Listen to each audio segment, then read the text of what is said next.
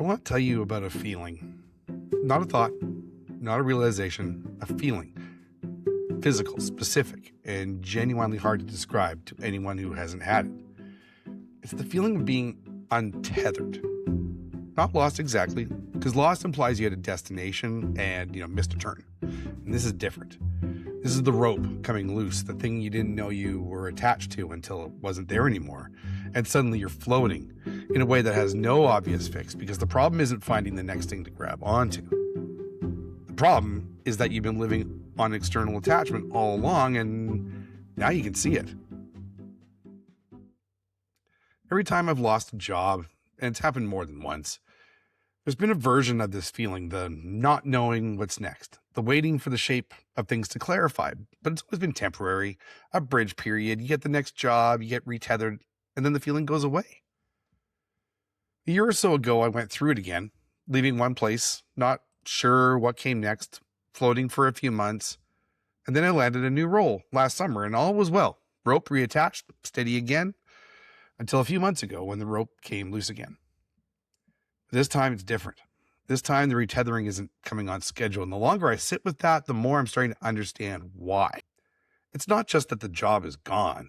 It's that I've started to see the mechanism, the way I work, the way I've always worked, and once you see it, you can't unsee it. I'm Sam Kirk, and this is The Last Lift Operator. I identify fast, aggressively fast, if I'm being honest. Start a new job, and by hour 2, I'm already saying we, not the company, we, like I built the place, like I've been part of the fabric of it for years. The mission becomes my mission, the problems become my problems, the wins feel personal, the losses feel personal too, probably more personal than they should. I used to think that was just enthusiasm, commitment, being all in. I worked with someone once who operated completely differently. I'd ask something like, "Are we going to do this?" And they'd stop me. "What do you mean by we?" they'd ask. Like the question itself was worth examining. And what I realized is that they'd kept a clear dividing line between themselves and the organization, not because they were disengaged. They weren't. Quite the opposite, actually. They simply knew who they were, separate from any organization they happened to work for. Their identity wasn't riding on it. At the time, I found it a little strange, maybe a little cold. And now I think I was looking at someone who was onto something. Because here's what I've come to understand about the way that I attach. It's not a strength dressed up as a flaw. It's actually just a vulnerability. When the thing you've attached to goes away, you don't just lose the job. You lose the we.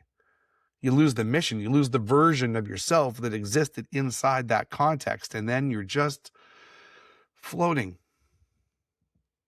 Now, there's a history to this. There's always a history. I grew up in a family that didn't have money. Not dramatically poor, but genuinely, persistently, not enough. My dad worked for causes rather than salaries, which, I understand better now than I did then, but which meant we lived on hand-me-downs and tight months and the occasional Christmases that nearly weren't. And before that, before my dad was working for causes, my parents had to declare bankruptcy. It was the early 80s when interest and mortgage percentage rates shot up into the teens and 20s, and the properties that they were holding became impossible to keep. And it took them the better part of 20 years to recover from that. And it wasn't just my parents who lost everything. I also lost my house. I also lost my comfortable middle-class upbringing.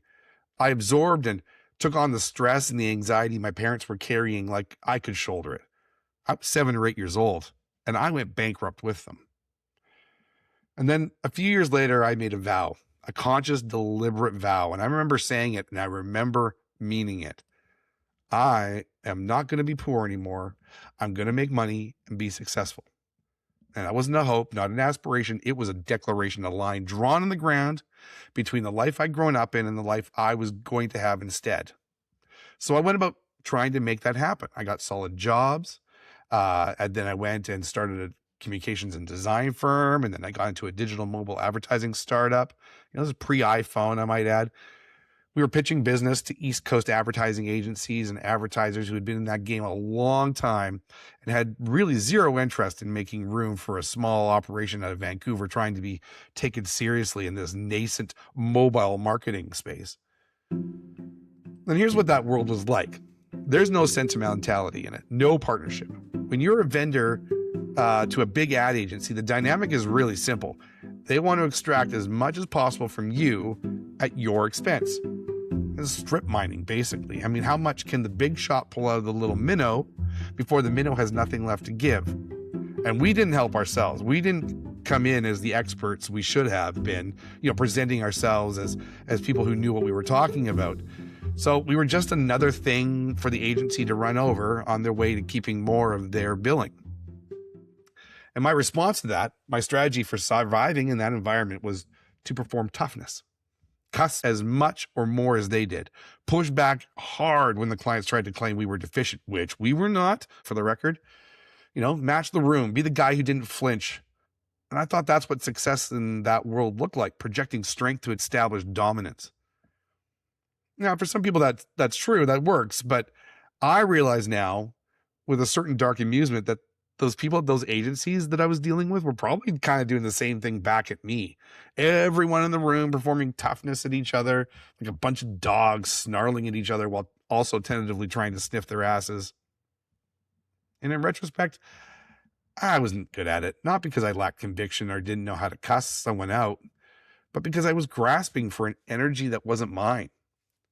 If you caught the last episode of The Last Lift Operator, you'll know that I'm an Enneagram 9, and what I was doing was trying to perform like a 3, the visionary, the decisive one.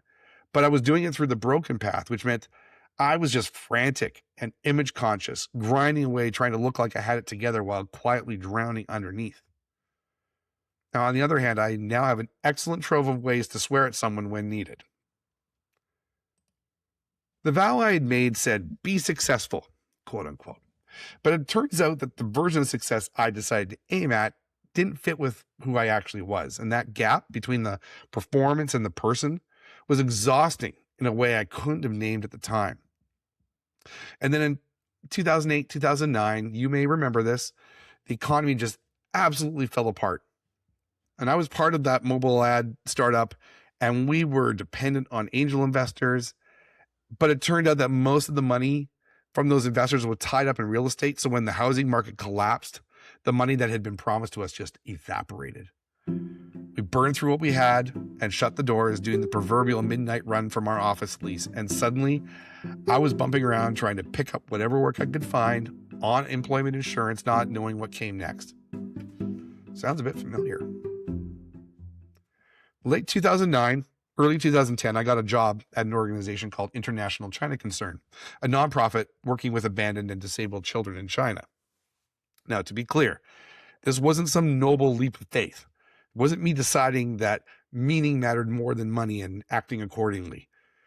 The economy had just collapsed, and when economies collapse, the first thing companies do counterintuitively, stupidly, is cut their marketing people, the people who actually drive in customers. So nobody was hiring in the areas that I was skilled at. But a recruiter brought me this role, and I had nothing else on offer, and I thought, fine, I'll follow it up and see what happens. Turns out that ICC had been having a difficult time filling the position, so they made it work for me with some health benefits and some other add-ons to offset the modest nonprofit salary. They asked for a 2-year commitment in exchange, and I thought, okay, 2 years, I can do 2 years. When I told a family member who herself had built up an extremely successful PR firm, her response is that I'd do my time, do an amazing job, and then I could go anywhere and write my own ticket. Write my own ticket? Damn, I guess I'm that good, I thought. Yep, I'll do this for a couple years. I stayed for almost 9. A few months into the role, spring of 2010, I went to China for the first time, visited the facilities, met the staff, saw the organization's work in person that I'd only been reading about from an office in Vancouver. And I held a baby. She had a heart defect that was depriving her of fully oxygenated blood. Her skin had this blue-purple hue to it, and set against her natural skin tone, it told you immediately, before anyone said a word, that something was wrong at a very fundamental level for her. She was small, and she was quiet, and I held her, and I just knew, not in a complicated way, in the simplest possible way. I understood what ICC was doing there. I understood why it mattered. I understood, maybe for the first time in my working life, that I was exactly where I was supposed to be. I went home and wrote the first fundraising appeal letter of my career after that trip. It was not a good letter by professional standards. I know that now in a way I didn't then, but we raised the money for her surgery, which was not cheap, and it was a complex surgery. ICC also had a child sponsorship program, so I became one of her sponsors, giving money every month toward her care. And then a few years later, she was adopted by an incredible American family who loves her so much. And today she's a teenager, living a full life, playing sports, arguing with her siblings, probably obsessed with TikTok, gossiping with her friends, crushing on some cute kid at her school, basically having that kind of ordinary, extraordinary existence that was genuinely not guaranteed for her. In any other circumstance, she could still be in China without a family, possibly not alive due to her heart condition. And that's my touchstone. That's the thing I look back at and say, that was the hinge. That was the pivot. That was where something real started for me. And that first appeal letter I wrote, oh, it was not good. I reread it a little while ago, and it was terribly written as appeal letters go. But it worked. It worked because I'd held her.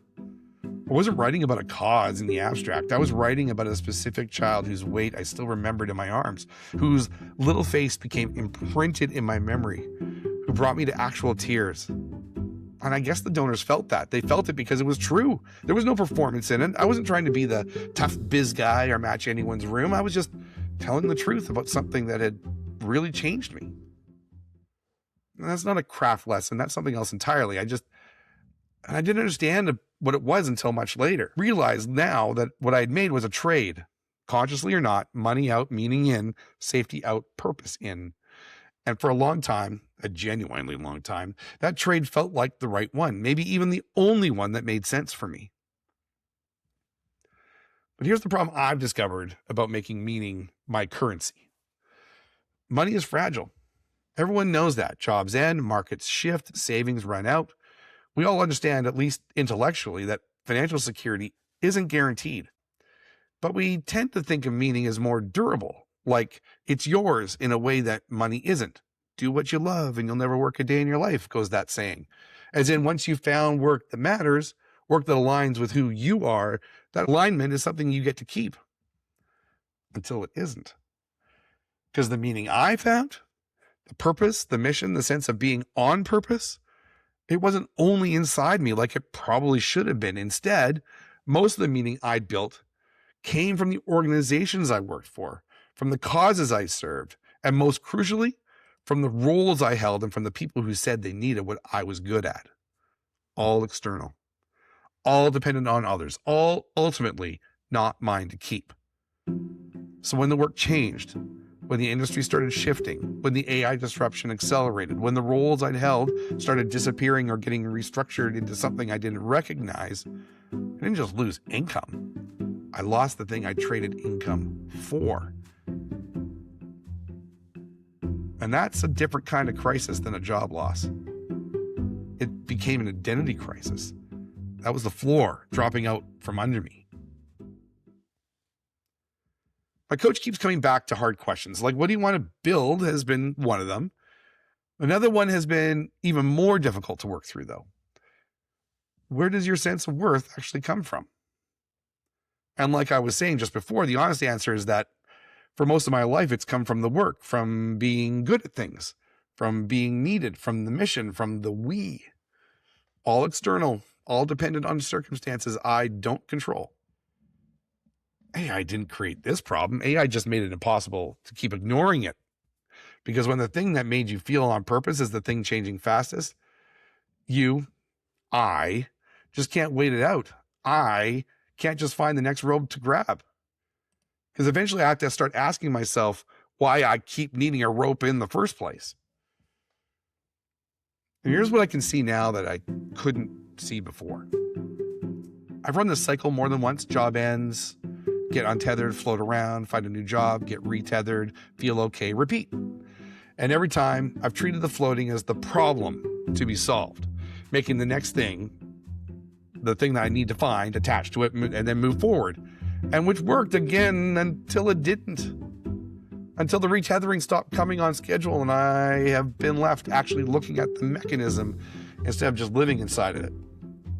What I can see now is that the cycle doesn't end by finding a better external thing to attach to, a better organization, a more meaningful mission, a role that fits well enough that I stop noticing the rope. It's just running the same cycle, but maybe with better inputs. And I'm 51 in an industry that quietly prefers 31 or younger, cheaper, and armed with an AI subscription. The old model where experience got passed down through apprenticeship, where you earned your place by learning from other people who'd done it, that's quietly dying in my field. So waiting for the next rope isn't just emotionally unsustainable, it's a losing strategy. The thing I actually need, and I'm using the word need deliberately, not as a self-help language, but as a statement of fact, is to find a sense of who I am and what I'm worth that doesn't depend on anything outside me to hold it. Not a job, not a cause, not being needed by an organization, not even being good at things. Although I do want to keep being good at things. It needs to be something that's mine before the job starts and still mine after it ends. And that's the thing the person who said, "What do you mean by we?" seemed to already have. They weren't less committed than me. I see now that they were more sure of where they, as an individual, stood in the world. Where I used to find that slightly cold, I now understand it's probably the only sustainable way to work, or to be, really. Because if I don't figure this out, I already know what happens. I get the next job. I say we by hour 2. I pour myself into it completely. And then when it changes or ends, and it will change and it will end because everything does, I'm floating again, untethered again, asking the same questions I'm asking right now, only I'm older. I'm just not willing to do that anymore. The next thing has to be something I build, not something I wait to be offered. Finding my own vision, building something that's mine from the inside out, not borrowed from whoever hired me. It's not optional anymore. It's not a nice idea or a coaching exercise or the theme of a podcast. It's the actual work, the work that goes underneath all the other work. And if I don't do it, I'm cooked, as the cool kids like to say. Something I want to say to anyone listening who recognizes some part of themselves in my story, or I don't know, maybe this is just for me. But if you built your career around work that meant something, really meant something, not just paid the bills, and then watch that work change or disappear or get disrupted, I don't think you're broken. I think you did what made sense. You found something worth giving yourself to, and you gave yourself to it.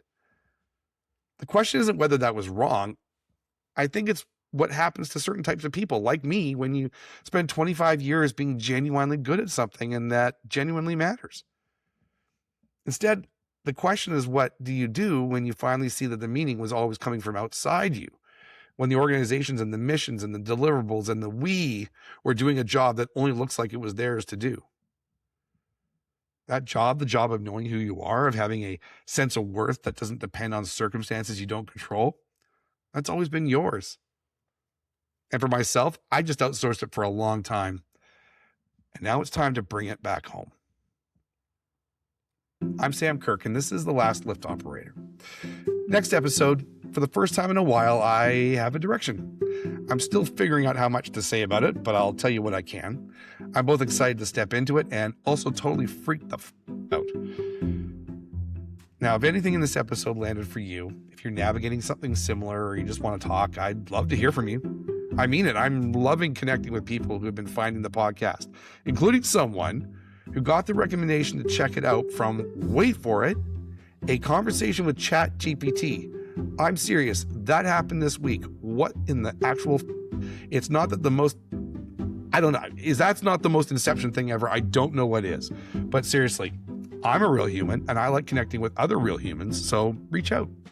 You can go to my new website, samuelkirk.com. That's my full name, all one word, Samuel Kirk, SAMUELKIRK, where you'll find ways to get in touch with me, as well as all the links to the episodes. And I have plans for more to come on the site. The link is in the show notes as well. My thanks goes to so many good people who have been cheerleaders and advisors and so much more. My family, Ben Johnson, Marissa Minoy, Jordan and Jen Bateman, Troy McKnight, the Baker Street community, but mostly a massive thanks and much love to my 2 kids who are almost not kids anymore. Guys are the best. In fact, those of you who are watching the video version of this episode might have noticed the new graphic/bumper that debuted at the top of this episode. And that was the idea of my son Wyatt. And it totally worked, and it's totally awesome. So give some love to him here in the comments. And Maddie, you're the best cookie clicker among many other amazing things you do. I just had to mention that one because I know you'll think that's funny. But seriously, watch out, world, for Maddie with the genius brain. He'll try to take over the world, and I'm here for it. Thank you for listening or watching, everyone. I'll see you in a couple of weeks.